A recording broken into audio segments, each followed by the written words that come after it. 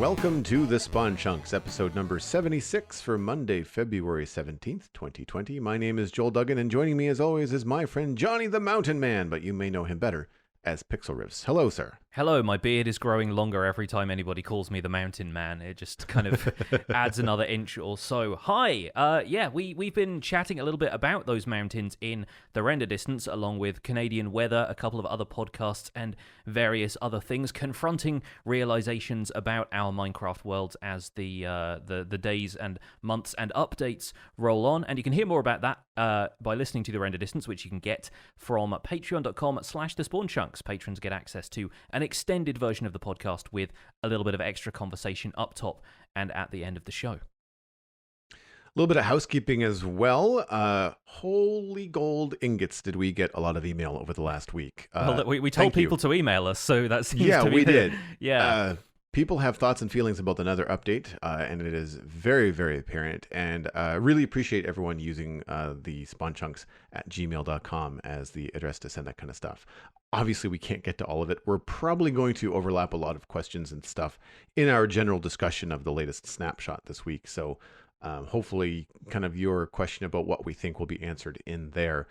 Let's not spam us, though. Sending your message once via email is enough. No need to send it twice. No need to copy and paste the exact same email into multiple platforms. Yes, if you've emailed us, we have seen it. We can't reply to everything. We can't always read everything on the show. We do occasionally do these chunk mail dispenser episodes where we will read a lot of emails to kind of clear our backlog. But at this point, the podcast, thankfully, has a large enough audience that we are probably getting more email than we can ever really address on the show or in person. So thank you for those. We do read them, but if we don't get to respond to your email in particular, it's probably because somebody else had a similar line of questioning, or just because it's not the kind of thing that we feel like is going to make a good discussion topic for the show. But yeah, we try our best, and we do see all of the emails that you're sending in. And en masse, they kind of come together and kind of create a direction as to where what we're going to talk about next. Like when There's a vibe, definitely. When you see like, oh, hey, look, there's a lot of Nether update questions, so let's continue to talk about the Nether update on the show because that's what people want to hear about, right? Mm-hmm. So like that kind of stuff calls through. Speaking of email, though, the spawnchunks@gmail.com is where you can send some emails on the topic for next week. And that topic may, in fact, be a guest. Gemini Tay is going to be joining us on the monthly roundtable for February. I'm sure we're going to be talking about the Nether update features and what she thinks about those, but also her creative building process. So if you've got questions about creative play and creative building, then send them into the spawnchunks@gmail.com, and we will try to incorporate those into the conversation with Gemini Tay. We're excited to have her on the show. It's going to be a lot of fun. Yes, very excited to get somebody who is primarily a creative builder, because a lot of the people we've spoken to in the past have mainly been survival builders or survival players in general. Links to all of Gemini Tay's various social things, including YouTube, Twitch, Instagram, and Twitter, are all going to be in the show notes. So head to thespawnchunks.com, check those out so you can take a look, find out what she's about, and then maybe send in a couple of questions via email so that we can address those on next week's show. We are going to outnumber you next week. Canadians will be in the house. Yes, certainly will. It makes a change from the times when I've invited British people on the show, I guess. Speaking of British people, you've been co-streaming with British people this week. I have been co-streaming. My server mate, Alistair, and you can find him at Alistair McFly on Twitch. We'll have a link to that in the show notes as well. Because we did a co-stream together. You can watch the VOD either from his point of view or mine.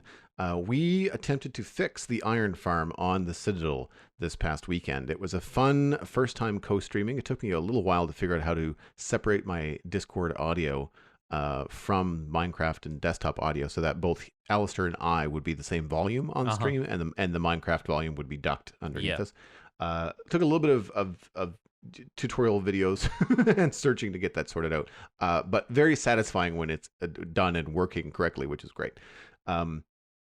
We had a lot of fun. It was very challenging to monitor the chat room while talking with Alistair. I could definitely say that I did not engage with the chat as often as I normally would, but I made that clear to everybody.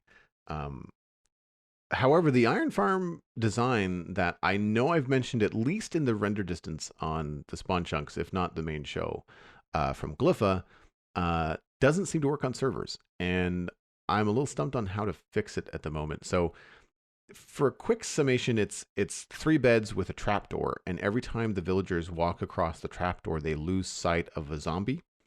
And then when they go up on a bed, they gain sight of the zombie, and that is supposed to kind of like refresh their memory and say like, "Oh crap, we need to summon an iron golem," and then it falls into the water, lava dies, etc. Um, when the villagers are running around, it works as designed. When they go to sleep and when they wake up in the morning, all the villagers land on the trapdoor and will not path anywhere else. They will not move. And therefore, they cannot get to their profession blocks to check in the morning. And then they can't summon an iron golem because it feels like there's a sleep, work, check for zombie kind of like checklist that they go through. And so they just stand there on the trapdoor. And unless I throw a snowball at them to separate them and get them bumping up, and once one sees the zombie, then they all start scurrying around and doing what they should. The farm operates as normal. As soon as the villagers go to sleep, though, it just resets and stops working. So I don't have a solution for this yet. I've tried a slab, which doesn't work because they never lose sight of the zombie. I tried a daylight sensor, which is in between a slab and a trapdoor. Also doesn't work. So I'm kind of at my wit's end as to what to do. We have to do a little bit more research. It was a lot of work to fix the farm, and we were excited, but it just doesn't seem to be fruitful. Yeah. I'm wondering if I don't know how you built the farm, so this is just me pulling ideas out of the air. But I recently made a pathfinding blaze farm in the Nether, where you basically remove all of the solid blocks from around the area where the blazes are going to be spawning, and then build a large area of solid blocks in between these two spawners that I have, and the blazes will try and pathfind specifically to that area of solid blocks, and that's how you get them to fall down a hole. So I wonder if maybe putting some solid blocks in there, but obviously covered so that you don't end up with mobs spawning on them, will still give the villagers something to target, and that will trick their pathfinding into working again. But if you've already got solid blocks around there that they could, in theory, pathfind to, that they just can't reach because of, the trapdoor and bed situation, then I'm all at sea. I have no idea. Yeah, and that's the thing, that there's no solid blocks because you don't want the iron golems to spawn anywhere. Yeah. I mean, you could still have a solid block and then block spawning capabilities. Yeah, which yeah. I've done. The profession blocks are all solid blocks. I use barrels, but then I've got trapdoors on top of them so that nothing else spawns there. It's a bit of a retrofit because we had the old kind of village indicator farm, which 20 doors around in a square that was creating iron golems. So what we did was we removed one of the floors and replaced it with this zombie villager thing, and then used the same catchment systems, used the same mechanics to capture, smelt, and store the iron. Yeah. And so it's nice because I don't have to tear down an old build. We were talking in the pre-show about forever worlds and having a history and having one farm that doesn't work anymore, or the fun of going back and saying, all right, well, this update broke this farm. How can I fix it? Or how can I improve it? It used to be slow and now it's fast, that sort of thing. So we're hoping to get this going and seeing if just one cell will be enough to sort out the problem. I know that in other designs in my Discord, someone had mentioned that the villagers leave the bed and then go into a water block, and bobbing up and down is what allows them to see the zombie. I know I could also put in a redstone clock, remove the ability for the villagers to have to get in and out of a single block, and have that be what changes their view of the zombie. I could put the zombie and the what is he in? He's in a composter on a piston, and have it go up and down on a redstone clock. If I wanted to have a redstone clock running all the time in my spawn chunks, which I don't. The elegance of this particular design is that there's no redstone. Yeah. It's just pathing, random pathing mechanics, which I think is a really fun way to design farms. I think it's pretty efficient too. I love that blaze farm that you designed. That I've done two of those on my server. It's a lot of digging, but it's a fairly straightforward farm. Yeah, apparently Nembon followed up his video in which the Nembon was the person I got the farm from in the first place. He has been playing Minecraft with his son, and basically they stumbled upon a version of that farm where if you make sure that there is only one area that the blazes can leave that glass cube, they will still leave it by the same route because they are still trying to pathfind to the blocks all around them. so you don't necessarily have to do as much digging as I did. The other side of that being that with all that area dug out, I can effectively show the area where the blazes are trying to pathfind to by its absence. And so in a way, I'm kind of okay with the fact that I did all that digging, because that's information for the viewer. You know what I mean? That's like, it's demonstrating exactly where the blazes pathfinding range should be for the sake of the tutorial. But yeah, they are kind of useful, and it's really interesting seeing how that stuff works and understanding that mob behavior isn't necessarily entirely random, because randomizing that, as Nembon explains, it would cause the game to lag so much, whereas if it just checks in every 10-15 seconds, does a quick calculation to see if any of the blocks around it are accessible, and then tells the mob to go there, that's a lot less intensive on the resources than just having them randomly move at any conceivable opportunity. So it's kind of fun.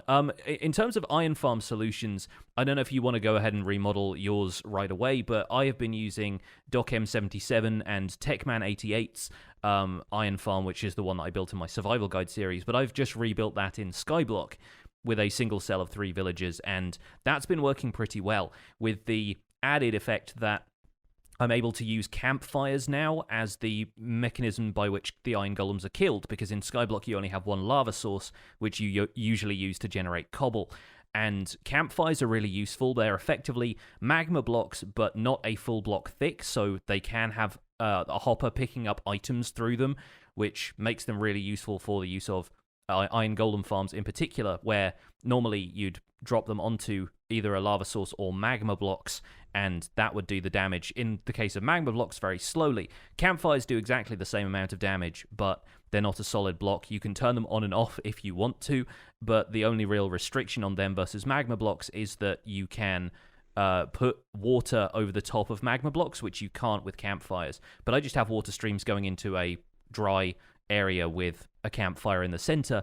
Their hitbox makes them too large. They can't walk off the campfire if there's just a 3x3 around a single campfire in the center.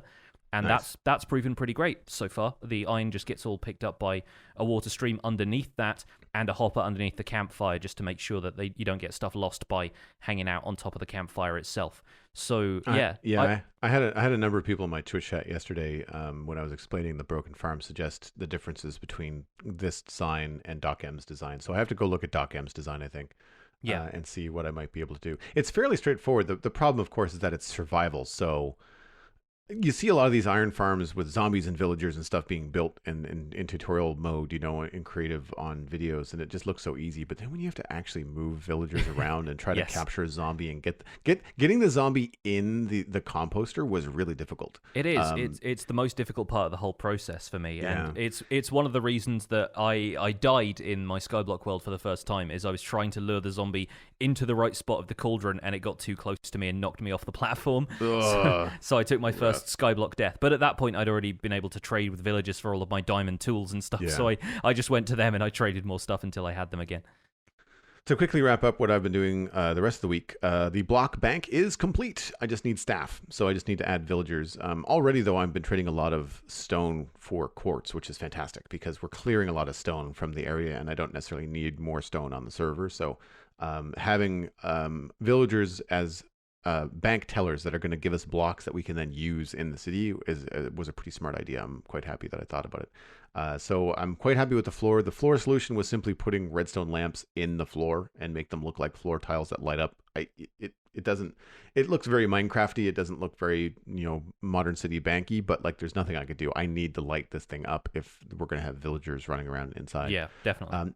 Did have some email and some YouTube comments come in saying like, there's a solution. It's called a mob switch. And that wasn't my point last week. That turns off mobs for the entire server, which we don't want to do because we have farms that need them. It also turns off mobs for all the other players on the server, which we don't want to do because maybe they want mobs. Like maybe, Cosmic Dancer likes chasing creepers. I don't know. It's a fun jab at Cosmic Dancer. I know she doesn't. The thing is, for that kind of a thing, if I didn't want mobs at all, I would just play in peaceful or play in creative mode.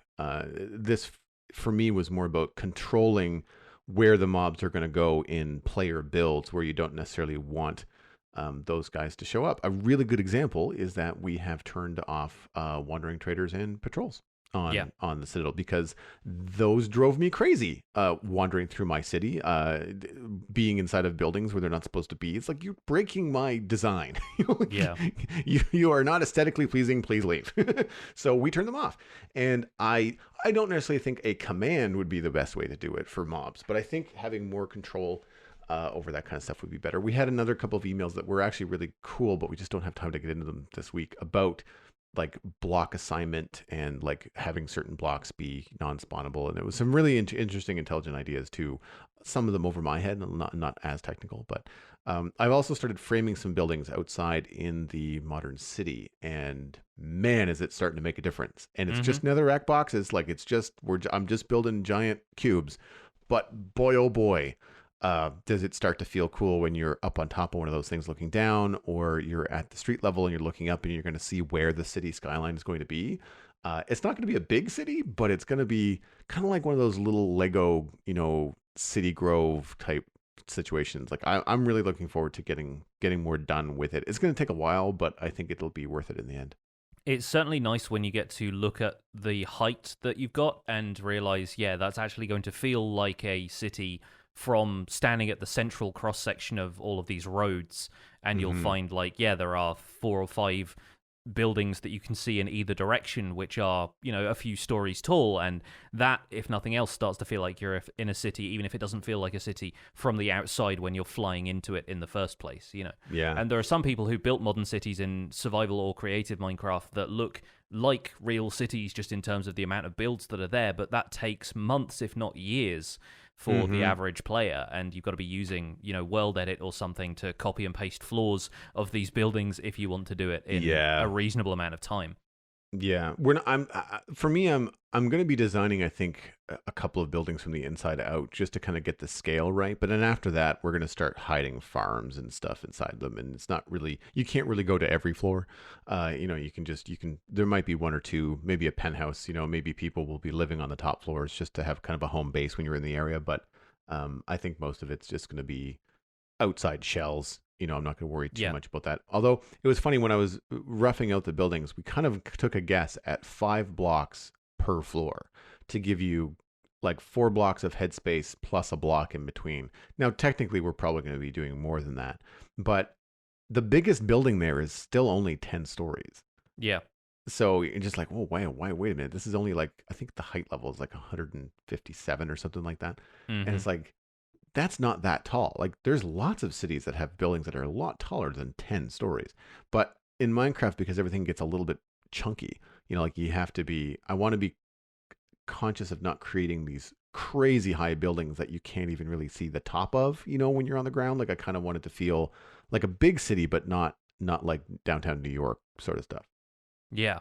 Yeah, and it's the kind of thing that I've been thinking about a lot when I've been working on these mountains as well, is the scale compared to the player, the height it's supposed to be, and how realistic I can make it, given that, take, for example, I just Googled Mount Kilimanjaro is nearly 6,000 meters. It's 5,895 meters. In Minecraft, it can be a maximum of 256, and that's if you start at bedrock. So there's only so much height you can put into these things, and it really is just about the scale and the feel of it. It's going to feel a little bit like a Lego set, but in this case, a Lego set on a larger scale compared to the figure.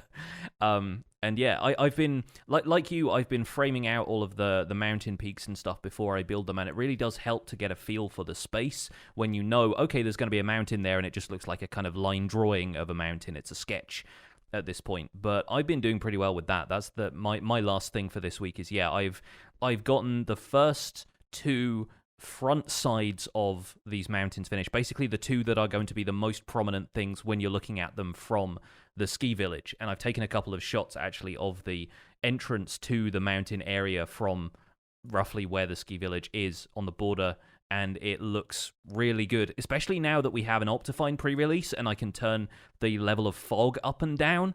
Nice. It really adds something to the kind of mist on the mountaintops kind of feel, especially because I don't play with clouds on or anything like that, because then the clouds would be coming, horizontally out of the faces of some of these mountains, because that's how high I build them. But the topmost one of those, I think, is still only at about Y210, so I still have 50 or so blocks of headroom above that. But it's been quite the process. It's been basically my entire Twitch live stream has become me chatting to people and building mountains now. And I'm still having a lot of fun with it, surprisingly. I'm not burnt out on placing stone blocks yet. Probably some 60,000 blocks in to this project at this point. But yeah, that's been the mountain update for this podcast. I think we should get into the news because we have a fair amount of news this week. Yes, we do. And I think what we'll do is we'll go through the bullet points of the new Snapshot, but then we're going to be discussing it as kind of our main topic, along with a couple of other things that you wanted to get to. But yeah, we'll just kind of read through this first, get to some email, and then get back into the Snapshot. So, of course, a Minecraft Snapshot 20W07A came out last week. The long short of it is that Enderman can now pick up some of the nether blocks. Enderman will no longer pick up netherrack. They gave Hoglins some actual functionality. Details for that are on Minecraft.net. Added Piglins. Again, the details are going to be on Minecraft.net. We're going to talk about this kind of stuff in a little bit too. The Wither can now be summoned using soul soil as a base. Netherite blocks can be used for the base of a beacon, and netherite ingots can be used to fuel a beacon. Weird flex, but okay. Fixed bugs of note are slime blocks moving by pistons often fail to bounce up the player. I'm surprised this wasn't talked about more. I think this is one of the biggest problems with like elevators and slime block launchers. Yeah. I feel like if this is fixed, then we could be seeing some new and improved a renaissance. fun player mechanics. Yeah, I like the idea of just like, dropping into a space and having a slime block punch you off the side of a cliff, because now that the elytra opens so easily, it could be really fun. If it's more consistent, certainly hope so, yeah. Yeah, exactly. The Hoglins hitbox was way too small. That's been fixed. I think they actually had the AI of pigs when they released them last week. I'm pretty sure they did, yeah. Yeah, so everything there has been updated. And fire did not burn items. That has been changed. The only items that will survive in fire are now netherite items as designed. Yes. We also had, like I said in the previous segment, a pre-release of Optifine. There was a preview version that actually came out on, I believe, Tuesday this week while I was streaming the pre-1, and now we have a pre-2, which I haven't really had much time to test aside from taking a couple of foggy screenshots of my mountains. Optifine is officially declared to be 91% complete as of Friday, February 14th. They said that on the Reddit page and on Twitter. It may be slightly more so at the time of this recording, but I have a feeling that we're probably not going to see Optifine for another week or two. Features as yet not working in these preview versions include the all-important shaders, anti-aliasing, anisotropic filtering, render regions, custom skyboxes, and possibly more. So it's still not quite the Optifine we know and love, but it is nice to hop into the game and use the zoom key every now and again. For me, it would be connected textures. Like if those are working, then that's kind of the biggest thing that I notice when I don't have Optifine is the connected texture thing. I have a small addition. Meet a Minecrafter, Ethiopian Park Project. It's a YouTube video from Minecraft, and I just thought it was a really cool example of a community helping its city design a green public space using Minecraft. It's an excellent video. It's really informative. It's only about 6 minutes worth of watch. I just thought it should get a mention because I went out looking to see if there was any Minecraft Dungeons news, and I stumbled upon this. And I wish I had seen it sooner. It's really cool, especially as someone that's building a city in Minecraft. It was really neat to kind of like hear about how they approach green spaces and what's important from a city perspective, and how they used Minecraft to get both all walks of life, people that were not techie, people that were techie, people that were educated or not educated, could communicate using Minecraft what they would want in a public park space. I thought it was really cool. Yeah, that's very cool. I think videos like this are probably what I would go to the Minecraft YouTube channel for at this point, because I feel like they're putting out fun other content of like, 10 things you might not have known about this and that, and it's kind of cool as a promotional space. But the content they've been making about dungeons and these looks at the broader Minecraft community and applications of Minecraft. I remember they did one sort of recently about a theater director and writer who had been using Minecraft in a theater context and, explaining how I think she and her son were connecting through Minecraft and how it kind of became an important part of their becoming closer as a family. And so there's some really interesting projects people are using Minecraft for that are a little bit off the beaten track if you're just a survival player. So I think it's probably a great idea to check this out. I'll actually watch this later after we're done with the podcast, because that does sound really interesting and once again went a little bit under the radar for me. Speaking of connecting with families, actually, we've got an email to that effect. Do you want to read the first one? Yes, absolutely. We'll circle back to our thoughts on the snapshot after the email segment, as Joel said. So this one comes in from Alan B, and the subject is bringing the family together. Hey, Jonny and Joel. I caught your episode last week when you read that email about the father bonding with his stepdaughter over Minecraft. My wife and I have an autistic daughter. She's almost 6 now, and I have autism as well. We've struggled in the past communicating with each other and getting along, but she watches Minecraft videos on YouTube when she's allowed tablet time, and we got her Minecraft Bedrock Edition on Nintendo Switch for Christmas. We've been playing together as a family ever since, and it has really brought us all closer together. We're able to communicate with each other more effectively. It's become a staple in spending time together over these colder winter months.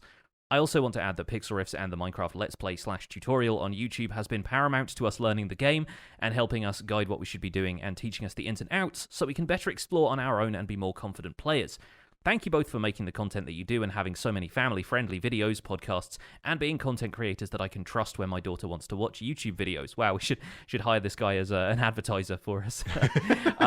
Just wanted to share my appreciation for you two and your hard work. Looking forward to listening to many more of your podcasts and watching more of your videos. Keep up the great work. Thank you, Alan. Well, thank you so much, Alan. That's incredibly sweet of you, and thank you once again for calling out the Minecraft survival guide in that. I am still surprised that anybody playing Bedrock Edition can learn from the survival guide, considering how Java focused a lot of the stuff I do is. But no, it's great to hear that you're able to come closer together as a family through Minecraft. That's always really heartwarming to hear. I think it's really cool to hear from parents that are playing video games with their kids as opposed to just allowing kids to do it and monitoring it. Absolutely, yeah. Sitting down and experiencing it is a great way to do it. And I think actually that park video, that Ethiopian park video, illustrates that you don't have to be a gamer to be able to understand Minecraft and kind of engage with your kids when you want to learn and see what they're up to. And you might even find that you like it yourself. I think we've had emails to that effect in the past. We have another email from Oliver M. We have a little bit here. It says, "Hi, Jonny and Joel. I have autism and have been playing Minecraft since beta 1.2 when my big brother started to play. I don't like to play single player, but I am yet to find a good community to play with. My brother made a server, but playing on that didn't last as his interests changed. I would like to thank you for showing me about the community around autism in Minecraft. Do you have any other community servers you could recommend to me? Jonny, why did you stop playing Decidedly Vanilla? Because it seemed like it was going so well. And has Joel put anything on YouTube regarding his Modern City build? I'm hoping to become a patron soon. Thank you for everything. The podcast is amazing. Oliver, thanks so much for the great email. That's amazing. I'm glad to see that the references and resources that Jonny brought up, I think a couple episodes ago, were useful. Was it Minecraft Father? What was the Autism Father is his Autism Twitter Father handle. Stuart Duncan, and Yeah. Autcraft is the server. I don't have any other communities that I could recommend because when Oliver wrote us, he let us know that he's a young man, and I hesitate to recommend any kind of communities that I'm not having firsthand experience in. Yeah. However, same. if you've got those kind of resources like Autism Father online, maybe they might know a friendly, family friendly space for either just general Minecraft play or Minecraft spaces that are welcoming to people that have autism or are part of that spectrum of community. So maybe reach out online and see what else you can find. And if our listeners have any recommendations, email us at thespawnchunks@gmail.com, and we'll try to pass on relevant content to people should they need it. Maybe what we'll do is just maybe include it in future show notes so people can go and retrieve it should they want to. As far as the YouTube videos go, for me, I don't have anything currently on YouTube about the modern city. I stopped making YouTube videos from the Citadel around the time that I was working on the Fortress Farm. All of my YouTube videos are simply just edited versions of streams because I don't have time to record YouTube stuff separately. Because of the changes that YouTube has gone through in the last few months, which we won't get into right now, I've just decided that my time has been better spent on Twitch. I am very regular on Twitch. The VODs last for 2 weeks. So if you want to go and watch some of the recorded content from the Citadel, almost every week there is new stuff, and I am in the city pretty much every week. So there's stuff to see on the VOD on twitch.tv/JoelDuggan. But while I have plans to return to YouTube, I know that it's a kind of a good space to be in as far as discoverability and directing people to Twitch. I'm just struggling right now with finding the time to edit down the videos. That's mainly my bottleneck right now is just time. Yeah, it makes sense. And time is part of the reason Decidedly Vanilla ended as well. So that's kind of a solid segue there. I think Decidedly Vanilla ended because various server members, none of whom were full-time, even I wasn't a full-time content creator at that point, were becoming inactive. Like Oliver's older brother, their interests started to change. They weren't really playing Minecraft as frequently, and unlike servers like Hermitcraft, where players are effectively full-time creators and a lot of them are able to play around the clock, it felt a little bit like playing single player on a server at that point, and you would log in and be able to interact with a couple of things they had built here and there. But I was also on an island, and I felt like while I was spending time on that island, I may as well have been in my single player world. At the same time, my survival guide series was growing, and I was having much more success with that.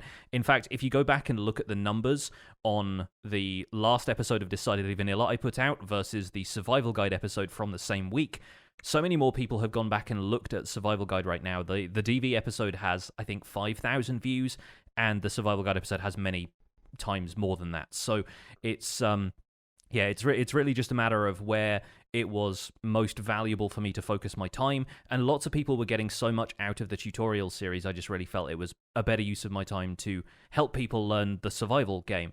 It's also so difficult to keep two vanilla survival series running side by side, and we talked about this when Python was on the show a couple of months ago.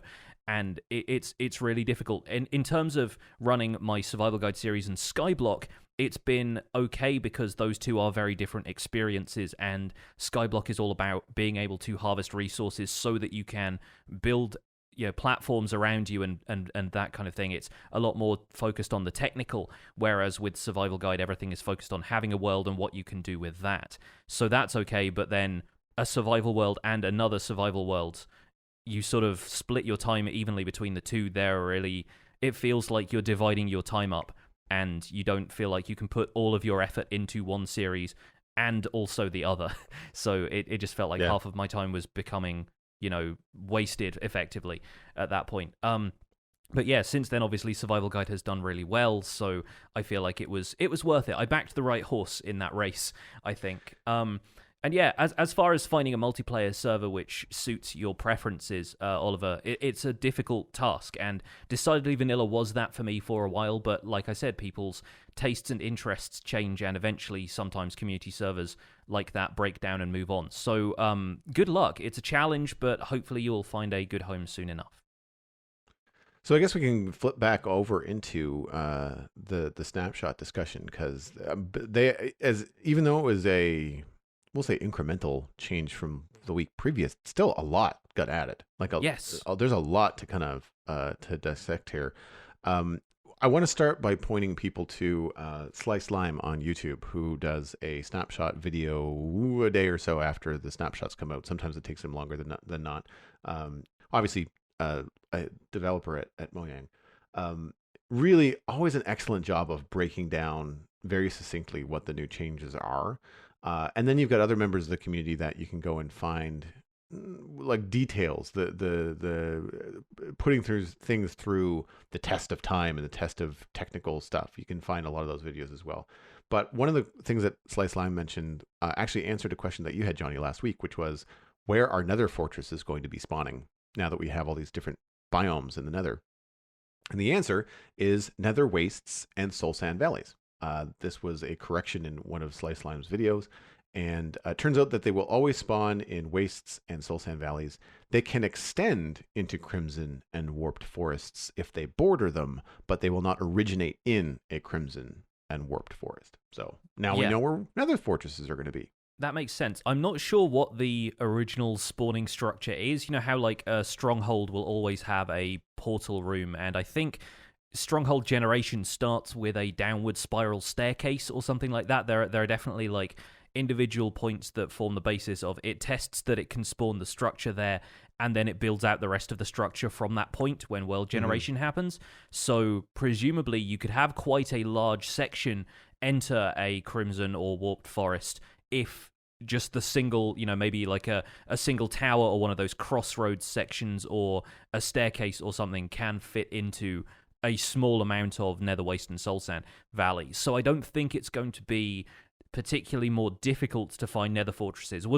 My main concern was that if they only spawn in specific biomes and these new biomes are everywhere, what is that going to mean for players who are heading into the nether for the first time trying to find a nether fortress? It doesn't seem like it will be that impactful on world generation. If anything, I think it's going to be really cool. You might be able to find some really neat looking nether fortresses where if it spawns on the edge or near a border between a crimson or a warped forest and it's say like a soul sand valley or something else, then big chunks of that fortress going into the crimson forest are going to look really cool.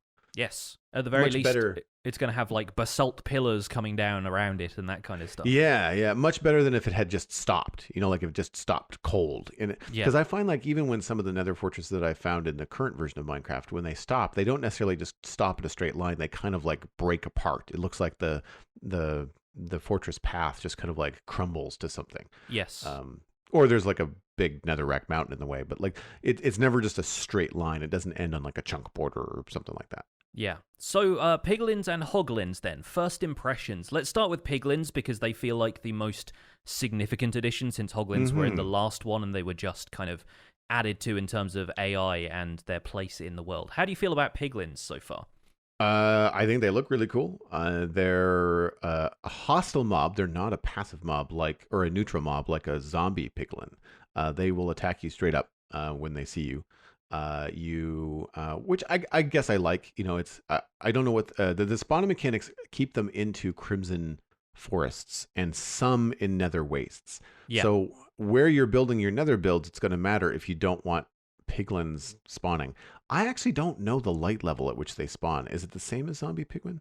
I have not checked that. I don't know. Yeah, I don't know that either. I would imagine it's probably very similar. So you either have to light the crap out of your builds in the nether and hope nothing spawns in them, or you make sure that you're building things in places where you don't want stuff to spawn, or use slabs and other glass and other things that will not allow them to spawn on them. So that could be problematic when you're trying to spawn-proof or safe-proof the nether. We've got zombie pigmen that spawn in my nether hub all the time, but they're not aggressive, so it doesn't really matter. I think they sound really cool. Something that I noticed in the Slice Lime videos, he pointed out all the new sounds. They have a ridiculous kind of like ooh snort when you give them gold. Like when they find something they like, they have this distraction moment where they're like they stare at it for six seconds, and they kind of do like a Gollum, like my precious kind of thing. They do a little bit, yeah. Yeah, but they basically stop and they go ooh, and it's quite funny. And then they have the standard, like grunt, die, all that kind of stuff. Nothing too out of the ordinary there. I think they drop, what was it, pork and whatever they're holding. Yeah, they tend to drop whatever equipment they have, usually either a crossbow, a gold sword, and some amount of gold armor. But they don't spawn with that stuff all the time. The weapons they will. I don't think I've seen many unarmed piglins because they end up hunting hoglins for food, which is kind of a neat thing. They don't do it all the time, though, so they just seem to do it whenever they have large enough numbers that they think they can hunt the hoglins down, or when a single hoglin can be kind of picked off of the group, they will hunt in packs, and other piglins in the surrounding area will try and join the hunt. So yeah, that's an interesting dynamic to them as well, but it means they all have to be armed in order to take on a hoglin in the first place. Yeah, and I mean, and this brings us into the Hoglins now having, AI, and the Hoglins will also attack the player. They will, when you kill them, you get like rotten flesh and pork. Apparently, it's really abundant. Apparently, you can make a Hoglin farm and get like the most food in Minecraft. Like it's actually quite easy to get a lot of stuff dying.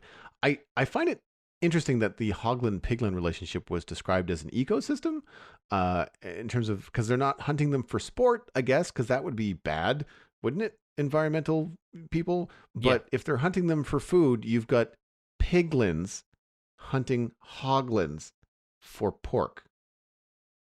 So we know they're not vegan. Yeah, it's a weird, like vaguely cannibalistic kind of thing. It'd be like humans hunting chimpanzees for meat. Yeah, it feels very odd to me, and it's strange. It's like bipedal. It's like the two legs good, four legs bad kind of situation. Yeah. And I can understand how that works because presumably the piglins need something to eat. And the leather makes sense because their clothes seem to be made out of leathery type of materials. They have little gold belt buckles and stuff as well. So I feel like in terms of the design of piglins, they're actually pretty well designed. And I was surprised at first that we didn't see the new zombified piglin model making an appearance in this snapshot. But then I thought that was actually probably a good idea. First, so that players who are testing the snapshot can easily distinguish between the piglin and the old zombie pig man.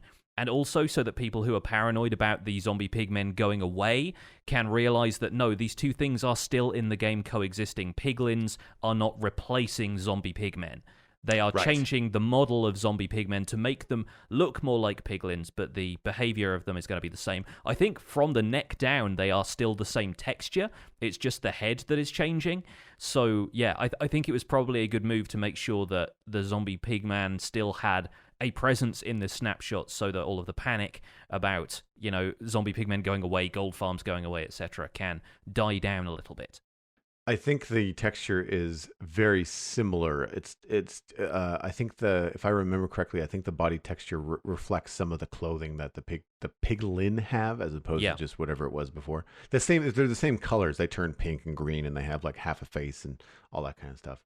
But yeah, I agree. I think it's a smart thing to kind of introduce them in slower chunks, because if it was too much, not only would you have every YouTuber tripping over their words trying to call, because I don't know, like, I mean, piglins is easy enough. I still have a hard time not calling hoglins piglin beasts. Yeah. And I just feel like people are going to call, like, I don't know whether piglins is going to be something that rolls off the tongue all that often. I mean, if you're doing a technical video, sure, people are going to take the time to say it right, but I'm kind of wondering what the community at large is going to end up calling piglins, zombified piglins, because that's not going to be something. It's a mouthful. It's a mouthful. Like, are they going to just call them zombie pigs? Like that could be the I think the old zombie pigman name is probably still going to stick. I would not be surprised. I would not be surprised if people just call the regular piglins pigmen. Because that also distinguishes them more from the Hoglin a little bit, and I don't know. There's a little bit of like crossing the streams happening a little bit there. How have you tried out the bartering mechanics, or have you just seen that in videos? I unfortunately haven't had time. No, I didn't get into the snapshot for 7A. I didn't get into 7A, but I've watched it a fair bit, and already there's a decent exploit. I believe it was Doc M, and I can't remember the other SciCraft person, but also Ilmango. There's three of them that I've watched videos. I would assume Methods was involved somewhere. Methods, it was Methods. Yeah. Thank you. Yes. Yeah. So essentially, when the zombie pigman picks up the gold that you barter with them, they pick it up and they drop the other item that they're giving immediately, and that item ranges from a bunch of stuff, and I'll let you get into that. But when you kill them immediately, they drop both the gold ingot and the item that they've already put on the ground is already there. So if you are killing them fast enough and giving them gold ingots fast enough, you essentially get your gold ingot back, as well as the item that you bartered for. Yeah. So it's just free stuff. It takes a little bit of setup, but it's not that complicated. It uses a really interesting mechanic about both hoglins and piglins that are that are engineered in different ways. Piglins will avoid / run from the soul fire. So soul fire torches, soul fire lanterns, and soul fire just kind of lit on fire on the ground, which means that you can control them. If you have them spawning in a place where there's a soul fire torch rather, they will just run from it. And if you can get them to run off a platform, you can kind of direct them and funnel them into an area and then farm them. And so what they were doing was using this mechanic to herd the piglins to a location, give them a gold ingot, kill them because they had taken fall damage, and then use a little redstone elevator to bring the ingot back up and give it to the next one. And that's it. It was just this constant cycle. And so they were just harvesting tons of stuff. And I would imagine that's not how it's intended to work. I would imagine that the idea is that the gold ingot is supposed to be lost. You're not supposed to get that back. So I would expect that to be changed. However, those videos are still worth watching because of the way that they explain the pathing mechanics, similar to your Blaze Farm that you mentioned earlier. And I just think it's really cool that Mojang is putting these kind of pathing and control mechanics into the game. Alistair and I were really frustrated on the weekend trying to move villagers around, trying to get zombies to do what we wanted. Zombies will track you, so it's kind of easy to push and pull them around, but villagers are a pain in the butt. And the fact that you can now at least control Hoglins and Piglins with Soulfire for Piglins, and I believe it's warped. Is it fungi or warped mushrooms? I think it's called warped fungi. It's warped fungi, yeah. Warped fungi, yeah. The Hoglins. So the little blue, the new blue ones, the Hoglins don't like them. So you can plant them on the ground, and in a similar way to a cat repelling a creeper, the Hoglins will just run the other way. Which is great because it gives you that kind of control. It's a specific thing in game, and it's nice that they've thought that far ahead. It makes farming them, if you want to do that, an easy thing to do. You make a spawning platform that's going to fill up with Hoglins, and then you put fungi on one side, the warped fungi. They're just going to run the other way, and it takes some understanding of the game, but it doesn't gate it behind like really complicated redstone.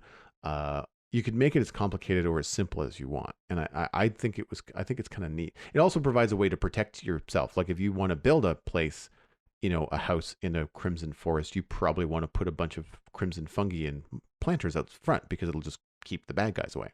Yeah, the crimson fungi actually breed Hoglins. So the warped ones are the ones that they run away from, and I'm kind of surprised that you can't ward them off just by holding a warped fungi, but then I guess it's probably easier to code and calculate if it's a block that the thing is placed on, right?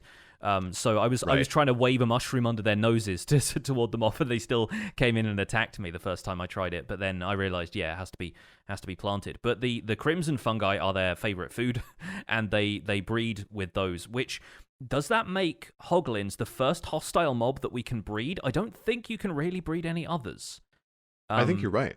I think the only outside of breeding villagers and turning them into zombie villagers, that's that two-step process, not a single process. That's the other example I was going to make. That's the only other time at which we have that level of interaction with a hostile mob, which makes them kind of unique, and especially if they are meant to be your food source in the Nether, if they're the only thing that drops like reliable, recognizable food.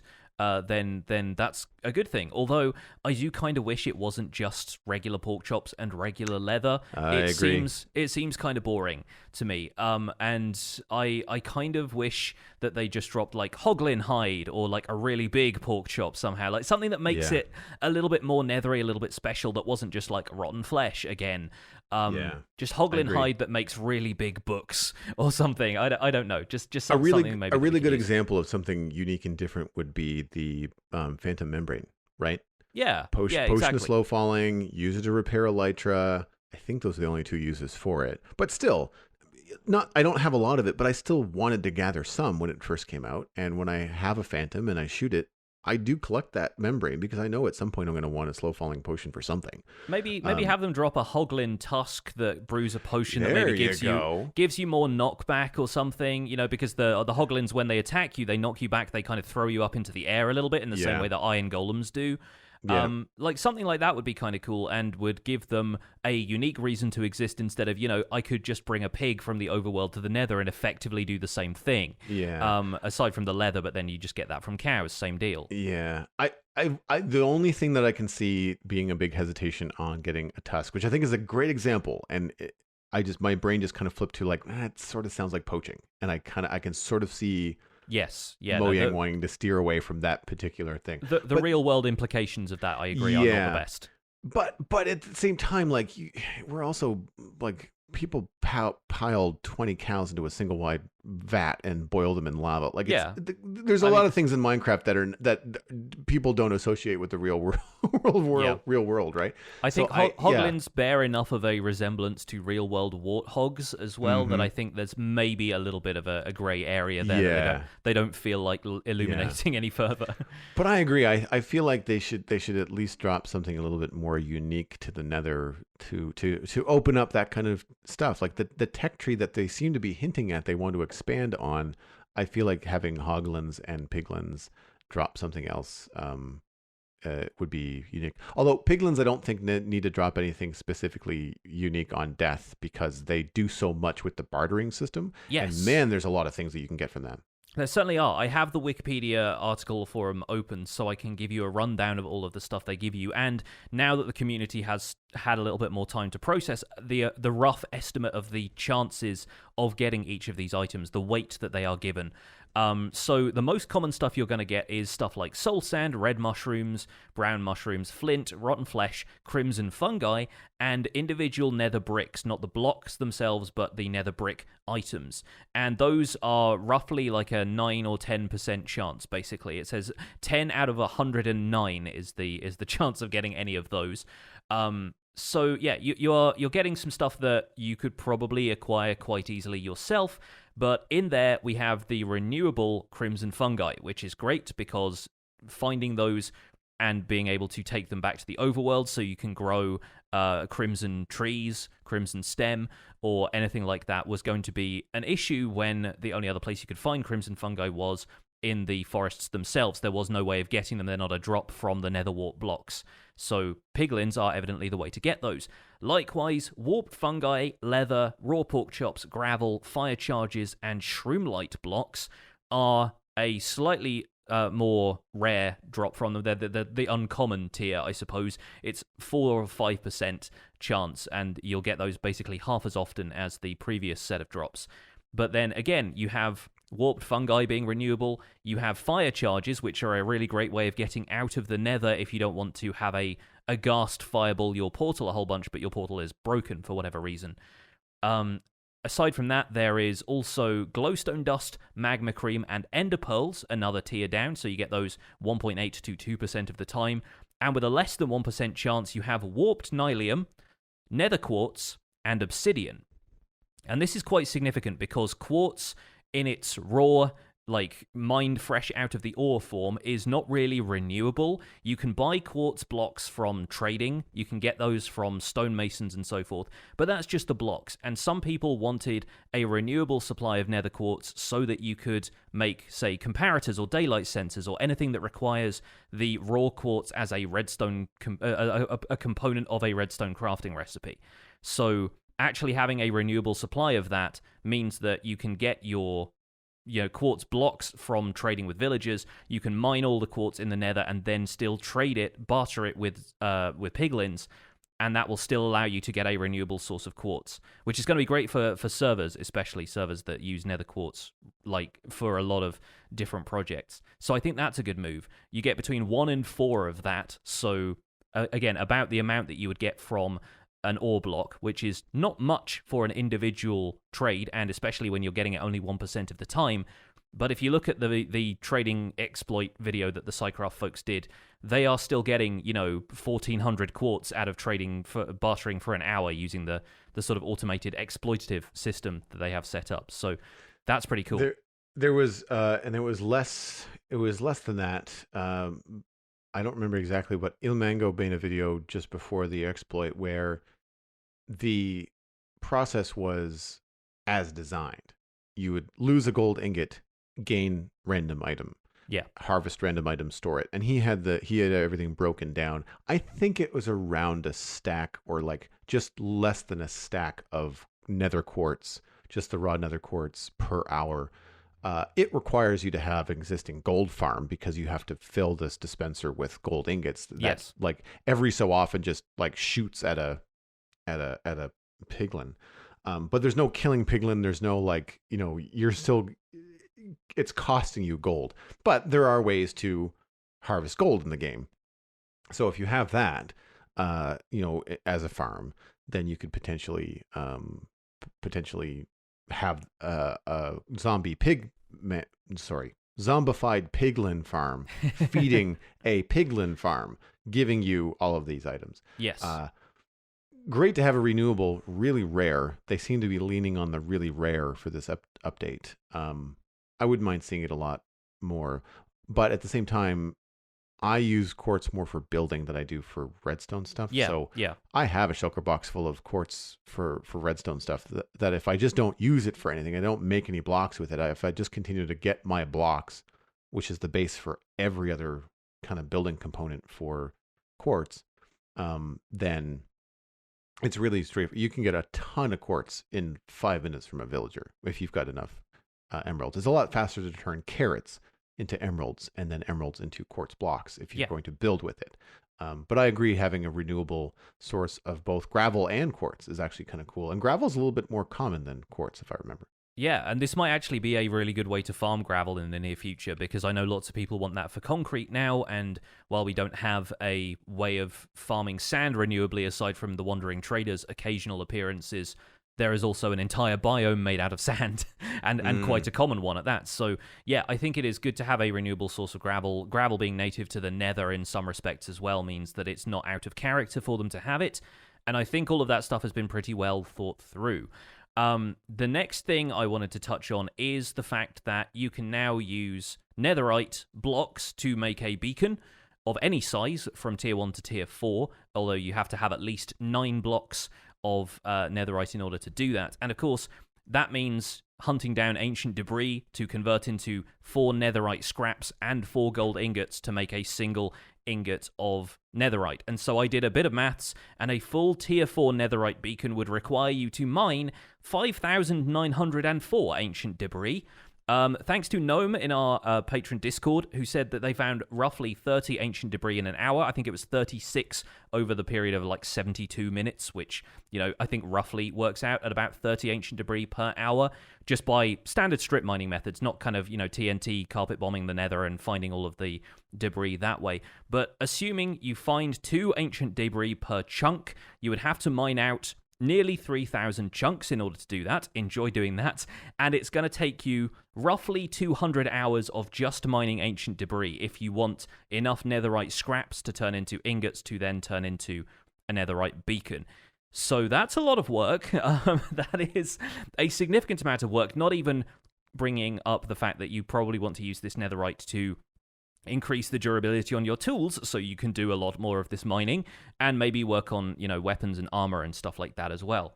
So netherite is, in theory, a very expensive beacon-based material, like they said, bit of a flex if you want to do that. And there is now a discussion happening about how rare netherite is and whether it should be part of this Piglin bartering system as a very rare trait.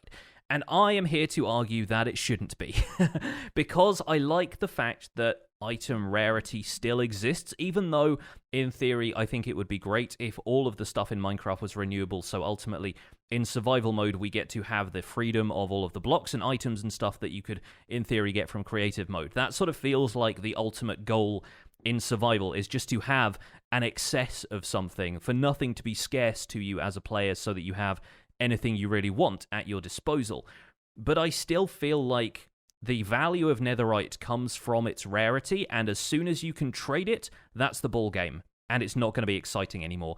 I think the same is true of diamond. Even though you can trade diamond tools and armor and anything you really want to make with diamond aside from jukeboxes and enchanting tables from villagers, the individual diamond ore blocks and the diamond items are still going to be used as currency on servers, so there is still a value to the fact that they cannot be farmed from any other process. You have to go mining if you want raw diamonds. And all of the diamonds that are in a server's economy, say, a server like Hermitcraft, for example, they trade with diamonds, and that's how they buy all of the stuff from their various shops.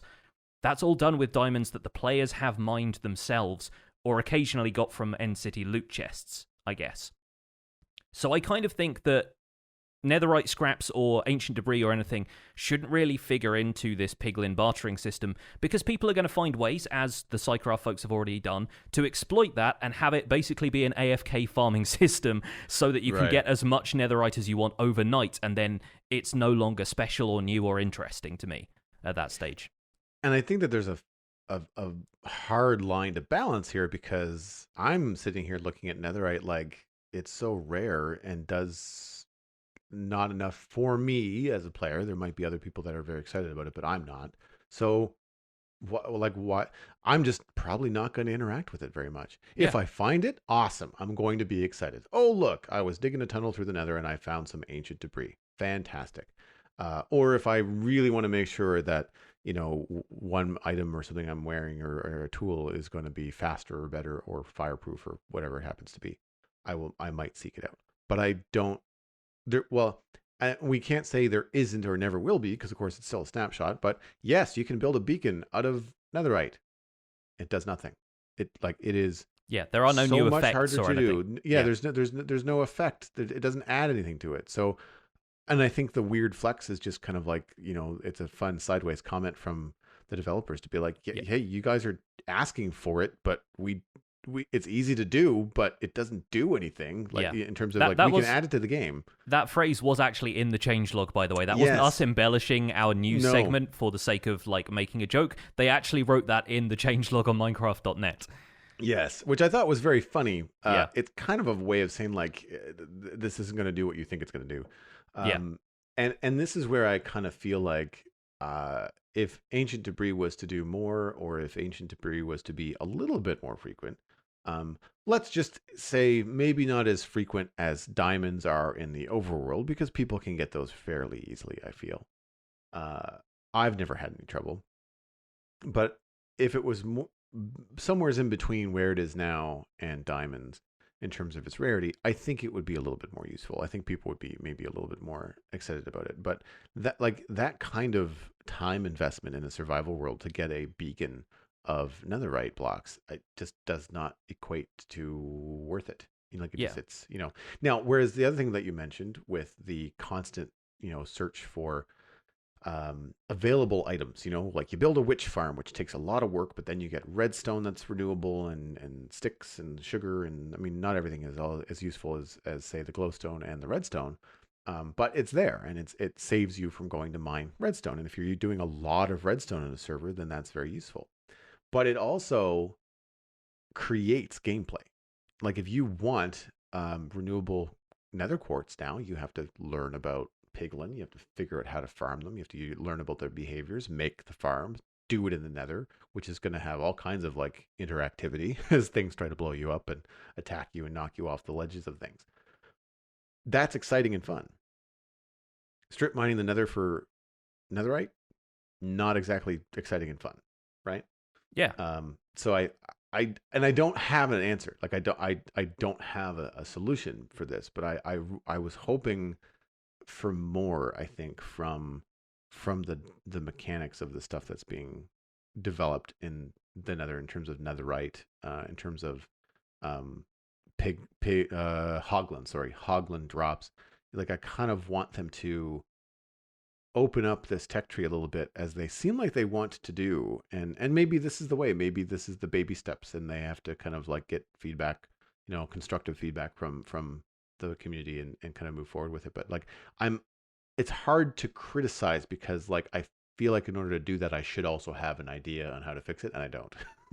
Yeah, it's really difficult to balance, I think, and in a way, I think the netherite beacon thing is primarily just because you can, not because anybody actually would. It feels Hmm. like the kind of goal that could be accomplished if, like on the Realm of Vaston, you have like 5 or 6 people who are just interested in mining so that everyone else can build with the resources, and they log into Minecraft just to relax and, clear out large sections underground and have fun that way, then that's cool. And I think it's an interesting balance as far as, it's not even a risk versus reward, it's time investment versus reward at that point. Yeah. And the only vague risk being that they typically generate near lava.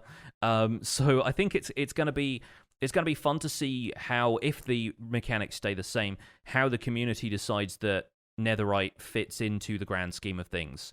If it is going to just be not worth it, if it's going to be something that you get occasionally on the off chance, or if it is something that everybody is going to be strip mining hours and hours for and get very little of it, and then maybe rethink it. Like the serious dedication advancement says, rethink your life choices.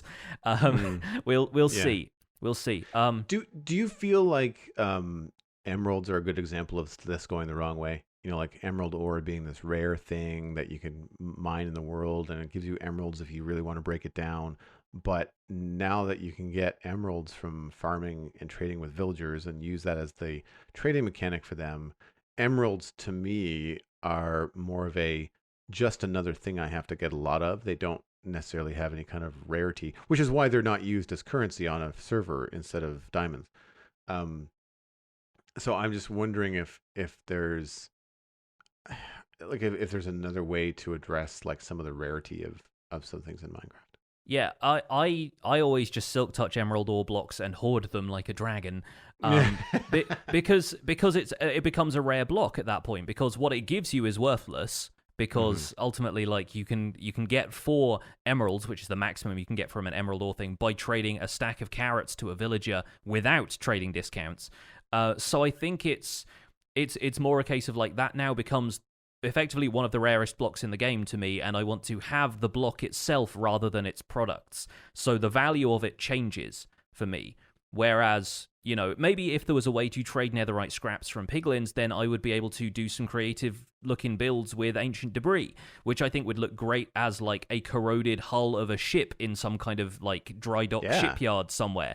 You know, that's the kind of thing I expect creative builders will be having an absolute field day with. But for survival, you know, I'm having to balance the idea that like I like this texture and think it could be used for cool stuff, but it's also a valuable resource to me, and also that valuable resource can be turned into a block that also looks very cool and can now be used for beacons. It's a strange setup, and what I imagine people doing if they wanted the netherite beacon appearance is to get precisely enough netherite that the outside of the beacon pyramid could look like it was made of full netherite blocks all the way through, but the inside is just gold that they've gotten from pigmen. At that point, I think that's probably the way we're going to see these things going. The netherite veneer, ironically covering the gold, you know, it's like netherite leaf over the top of a gold thing, because that's just the new gem, the new expense. I see myself, if I get enough, you know, ancient debris, I see myself using it more in a build and just still walking around with my diamond tools being just like, nah, don't really care. I'll just make a roof out of it, or, you know, make a path, you know, leading up to my front door out of ancient debris. And again, probably receive the same comment from server mates like, weird flex, but okay. Yes, absolutely. Well, folks at home, will you be using netherite to make a beacon? Are you going to put the time in, the 200-hour challenge? Let us know. Of course, the email address is the usual one, but that's going to be it for this episode of The Spawn Chunks. You can find more information about the show and links to some of the stuff we've talked about today at thespawnchunks.com. The music for the show is composed by me, and The Spawn Chunks is proud, as always, to be a listener-supported podcast. If you get some value out of the show, consider going to patreon.com/thespawnchunks and putting some value back in. Pledging at any level gets you an invite to our patrons-only Discord chat. You can join our community of 166 patrons, which is another increase from last week. Thank you guys so much for signing up. You're getting us closer to our next milestone goal, which is to record the podcast live in Discord so that all of our patrons can listen in as the show gets made every week. Special thanks go out to our content engineers Cameron Sigelski, Greener Canuck, JD Williamson, and Yitz for their support on this episode. Sharing the podcast with your friends is the easiest way to support the show. You can find us at The Spawn Chunks on Twitter and Instagram, but a personal recommendation is by far the best way to share the podcast with your friends. Just poke a friend in the arm and say, hey, they talked about netherite again. You should go listen. Also, I like to remind everybody that the email for the show is thespawnchunks@gmail.com. If you have resources for autism or other related communities and Minecraft, please let us know. And if you have other questions and comments and things about the Snapshot, keep those emails coming. Even though we don't get to every email on the show, it does direct the podcast in terms of our community beat and where people want us to go. iTunes, Android, Stitcher, Spotify, and also YouTube is where you can subscribe and listen to the podcast. The RSS feed is on thespawnchunks.com, and the patron-only RSS feed is on the Patreon page. That's where you can listen to the render distance, the extended version of the podcast. My name is Jonny, but online I go by Pixelriffs. You can find most of what I do at youtube.com/pixelriffs, where I attempt to make sense of this crazy and wonderful game in a series called the Minecraft Survival Guide. I also have a couple of Snapshot overview videos up there now. If you are hearing all of this but you haven't really seen much of it yet, check those out. I stream 3 days a week on Twitch doing behind-the-scenes work on the Survival Guide, mostly mountain building, and I'm also the voice of the unofficial Hermitcraft recap, which you can find through a quick YouTube search. Aside from that, you can follow me at Pixelriffs on both Twitter and Instagram. Joel, where can people find you online? Everything I am up to online, including my illustration and design portfolio, is at joelduggan.com. If you're interested in hiring me, then just drop me a line there. The Citadel Cafe is a podcast that I do with a couple of friends about sci-fi and fantasy entertainment. Recently, we've talked about Star Trek Picard, talked about The Expanse, and Lock and Key on Netflix. So if you're interested in those kind of things, you can check that out at thecitadelcafe at gmail.com. That's the email address, but thecitadelcafe.com is the website. You can follow me on YouTube, Twitch, Twitter, and Instagram. It's all just my name, Joel Duggan. Really easy to find. As I mentioned earlier, I'm not really spending a lot of time on YouTube right now, but the VODs are available on twitch.tv/Joel Duggan. Thanks for visiting the Spawn Chunks. The world outside is infinite. Hunt the Hoglin!